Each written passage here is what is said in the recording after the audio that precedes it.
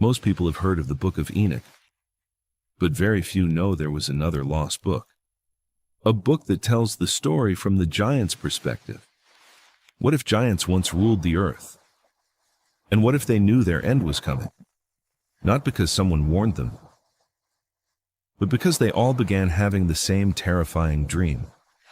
A dream so disturbing that it became one of the strangest stories ever discovered. In the 20th century, fragments of a forgotten book were discovered among the Dead Sea Scrolls. A book almost nobody talks about, the Book of Giants. And its story begins with fear. According to the text, the giants suddenly began having nightmares. The same nightmares. Again and again. Something was coming. Something they could not stop. One dream described a great tablet submerged in water. Another spoke of destruction spreading across the earth. The giants did not understand the meaning, but they knew it was a warning. For perhaps the first time, the giants were afraid, not of humans, not of war, but of judgment, desperate for answers. They searched for someone who could explain the dreams, someone who understood heaven, someone connected to the ancient mysteries. Enoch. The giants believed Enoch could save them. Instead, he brought them a message they never wanted to hear. What did Enoch tell them? Why were the giants terrified? And what was the judgment they feared? The answer comes in the next chapter. The giants believed Enoch could save them. They believed he could explain the nightmares, perhaps even change their fate.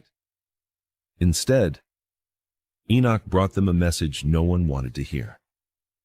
According to the text, the giants begged Enoch to speak on their behalf. They wanted mercy. They wanted answers. And most of all, they wanted hope.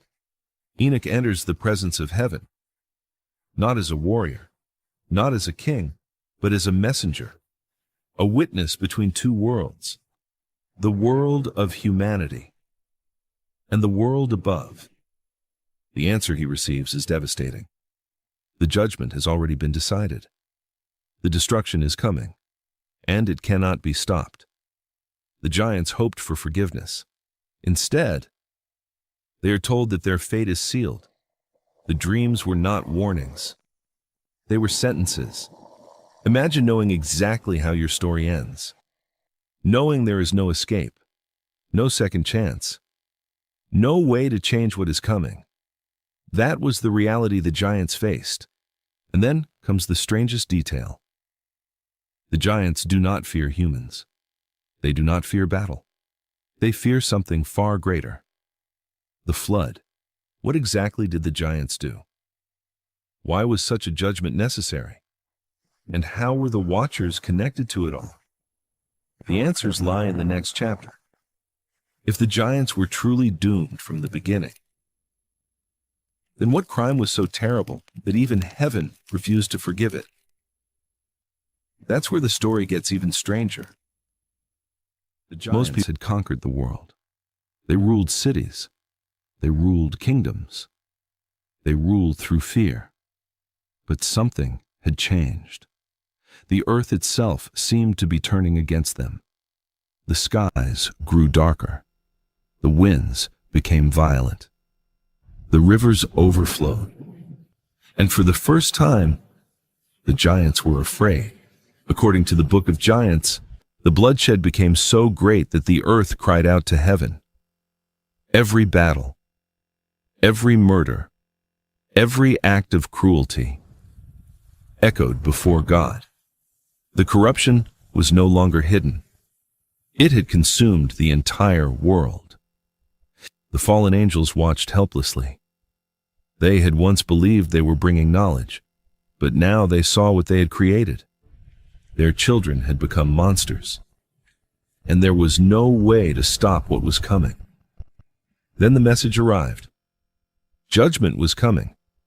Not someday, not in the distant future. Soon, the giants would not survive. Their kingdoms would not survive. The world they had built would disappear. For the first time, the giants could not fight. They could not conquer. They could not escape. Some turned against each other. Some searched for answers. Some simply waited, knowing the end had already begun. Far away, a man named Noah was building an ark. Most people laughed. Most ignored the warning. But the giants understood something. They knew this was not an ordinary storm. They knew this was the beginning of the end. The rain began. Then it continued. And continued. The rivers became oceans. The oceans swallowed the land. The mighty giants who once ruled the earth could only watch. The Book of Giants never gives a complete answer. Did every giant perish? Did some survive? Did their spirits remain behind? Ancient traditions around the world tell stories of giant beings long after the flood. Coincidence or something else? The giants believed they were unstoppable. They ruled the world. They possessed forbidden knowledge. They had power beyond imagination. And yet, they disappeared. Maybe the real warning isn't about giants. Maybe it's about what happens when power grows faster than wisdom.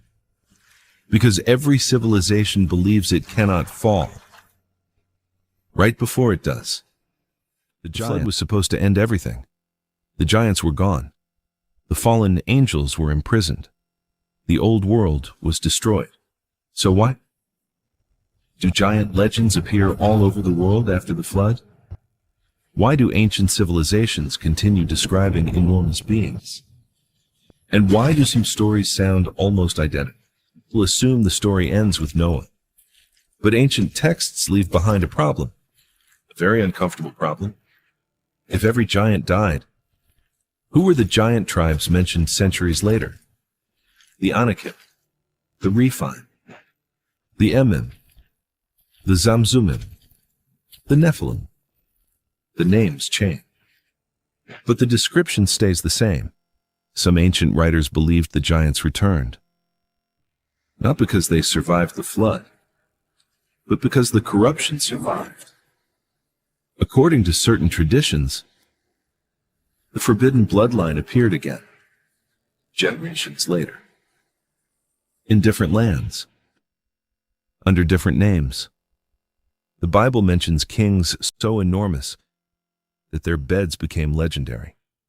One king, Og of Bashan, was said to sleep on a bed over 13 feet long.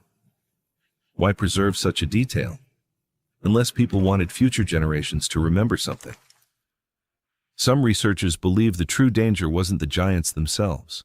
It was the knowledge they carried. The knowledge first taught by the Watchers.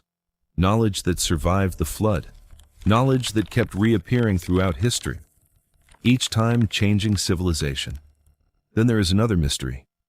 The structures. Massive stones. Perfect cuts. Impossible weights. Found all around the world.